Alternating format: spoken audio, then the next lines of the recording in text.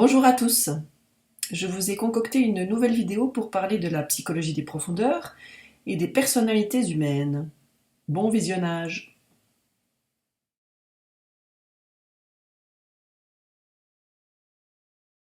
Aujourd'hui c'est un coup de gueule. Je suis un petit peu exaspérée par les erreurs de diagnostic que je découvre sans cesse en ligne mais aussi dans la vie, dans ma vie de psychologue clinicienne et de thérapeute. Là, par exemple, dans ce post LinkedIn, il s'agit de la question de la définition de la schizophrénie. Voilà, donc je lis que le monde assiste à la mort lente de la définition classique, mais je pense qu'effectivement c'est le cas, puisqu'apparemment il y a beaucoup de sujets au potentiel névrotiques, donc bleus, de structures qui se considèrent comme, ou qui ont été diagnostiquées schizophrènes, bipolaires, borderline, qu'est-ce qu'on a encore, autistes Asperger. Alors je dis bleu de structure, mais en fait il y en a aussi certains qui sont verts, donc de structure perverse ou transgressive,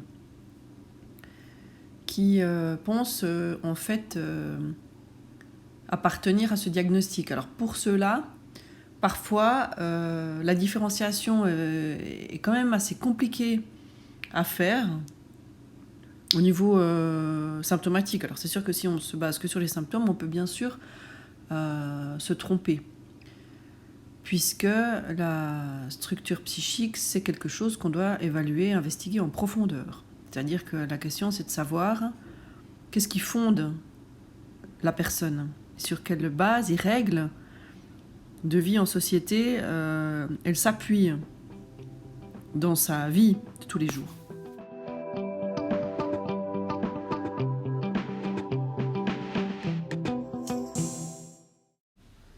Sur le web, on assiste au fait qu'il y a beaucoup de personnes, souvent des adultes haut potentiel, qui parlent de leur situation et qui évoquent leur propre diagnostic. Alors on est à l'ère de l'auto-diagnostic, c'est sûr, mais il y a aussi pas mal de mes collègues qui, à mon sens, se trompent quand ils posent un diagnostic pour des patients que nous avons en commun. Alors je vous propose là de faire un petit point de la situation. Ainsi donc, l'autisme, la schizophrénie, la paranoïa, la psychopathie, la mythomanie, le trouble borderline ou le trouble bipolaire également, sont à intégrer dans la catégorie des structures non symbolisantes. Alors certains auteurs ne seront pas d'accord de considérer les autistes comme des psychotiques de structure, mais faites passer à ces personnes des tests, les tests du Rorschach et du TAT, et vous verrez bien qu'ils ne donnent pas de réponse dans le registre du symbolique. Enfin, je dis ça, mais en même temps, c'est pas si évident que ça, parce qu'en fait, on est tous finalement formés à repérer le symbolique dans les protocoles de Rorschach et de TAT. Donc le Rorschach et le TAT sont des tests projectifs. Rorschach est plutôt un test perceptif, mais on peut quand même le considérer comme un test projectif. Le TAT est beaucoup plus puissant à ce niveau-là. Bien sûr qu'on va essayer de tenter de retrouver du symbolique dans les réponses qui sont données au test, parce que c'est le monde qui est partagé en général par les psychologues. Sauf qu'on se trompe et souvent on a tendance à catégoriser comme réponse perverse certaines réponses de non symbolisants qui sont juste ce qu'ils voient comme ils le voient et qui ne sont pas en train de vouloir manipuler ou de tourner les choses ou de transgresser les lois édipiennes. Il faudrait que je fasse une vidéo là-dessus pour plus d'explications et de précision. S'agissant des personnalités borderline, alors c'est sûr qu'il y a des points communs avec la problématique du haut potentiel, ces changements d'humeur rapides. Il y a certains hauts potentiels effectivement qui ont grandi avec des borderline qui peuvent avoir une symptomatologie qui est proche, mais qui ne sont pas pour autant non symbolisants de structure. En particulier, si on regarde cette page internet issue du cercle d'excellence sur les psychoses, il est noté que la psychiatrie française utilise le terme de personnalité limite pour décrire un trouble à la frontière avec la psychose, mais que ce terme ne recouvre que pauvrement celui de personnalité borderline. Ainsi, comme je le disais déjà dans ma première vidéo, Je rappelle donc que mes collègues psychiatres et moi-même n'avons pas les mêmes manuels de diagnostic des troubles psychiques. La personnalité borderline est un diagnostic qui est décrit sur le plan symptomatique dans le DSM et donc qui n'appartient pas du tout à la nosographie structuraliste. Mais selon le cercle d'excellence sur les psychoses, ce terme est tout de même réservé à une structure psychotique, et dans mon équipe de diagnostic et le service d'expertise que nous avons créé, nous réservons ce terme à une structure non symbolisante. Qu'en est-il maintenant du syndrome d'Asperger, donc cet autisme de haut niveau, qui est un autisme qui a été décrit par Hans Asperger, qui est un psychiatre autrichien. Donc il y a beaucoup de patients potentiels qui se reconnaissent là, dans ce diagnostic parce qu'ils ressentent des difficultés significatives dans les interactions sociales. Mais là, il est question aussi de comportements répétitifs, il est question aussi d'un déficit d'empathie, ce dont ne sont pas du tout dépourvues les personnes haut potentiel de structures symbolisantes.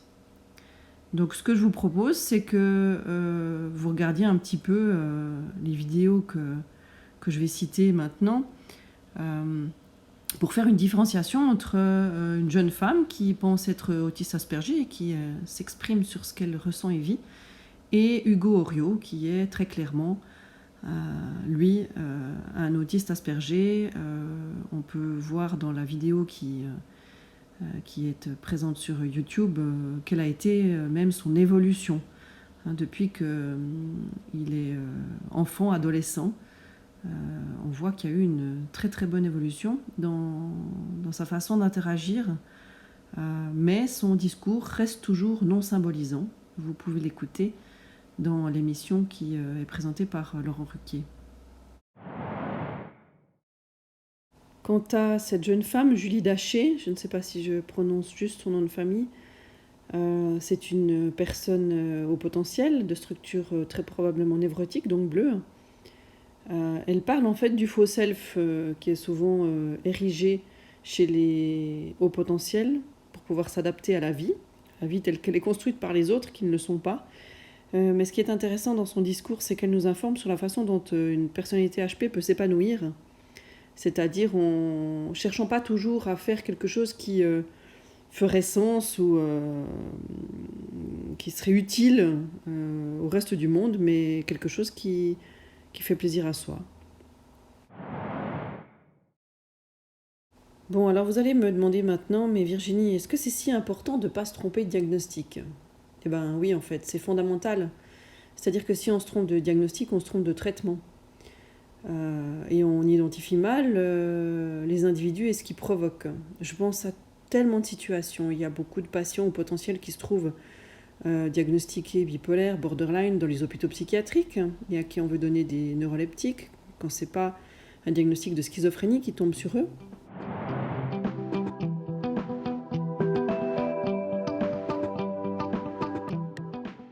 J'ai envie de partager avec vous quelques vignettes cliniques d'erreurs de diagnostic pour que vous voyez un petit peu ce qui se passe quand on fait ce genre d'erreur. D'abord, je pense à cette patiente qui est venue me voir et qui prenait je ne sais combien de médicaments. Elle a presque tout arrêté maintenant, mais elle est prise pour la personne qui dysfonctionne par l'ensemble de sa famille, alors que tant son père, sa mère, sa sœur et ainsi que son mari sont des individus de structure rose qui ne sont pas du tout dans le même monde psychique qu'elle. Et c'est elle qui a passé des années en psychiatrie, alors que c'est une personne au potentiel de structure bleue qui se démène pour comprendre qui elle est. C'est vraiment très complexe. Je pense aussi à cette demande que j'ai reçue de la part d'un homme qui est incarcéré depuis 9 mois pour 2 bagarres et qui a été diagnostiqué schizophrène dans son expertise. Du coup, il est censé prendre des neuroleptiques pour se soigner parce que, je ne sais pas si vous savez qu'en Suisse, on peut suspendre une peine en faveur d'une mesure et tant que le traitement n'a pas abouti, la personne reste en prison. Sa peine est suspendue. Donc vous imaginez le drame quand on se trompe de traitement. C'est également un problème avec des patients réellement schizophrènes, mais qu'on va avoir beaucoup de mal à traiter, puisque ça ne se guérit pas. Ensuite, il y a les situations de protection des mineurs, évidemment. Je pourrais vous en citer tellement. Des situations dans lesquelles les juges ont pris le parent sain pour le parent dysfonctionnant, alors que le parent qui n'est pas sain, on lui octroie droit de visite, droit de garde. Je pense en particulier à la situation dans laquelle les juges sont tombés des nues quand on leur a dit que c'était le père qui était mythomane et pas la mère qui était à côté de la plaque, et qu'elle s'occupait bien, elle, des besoins de son enfant, mais que c'était lui qui était à danger. Et c'est quelque chose qui a pu être confirmé par la suite. Les juges s'en sont rendus compte.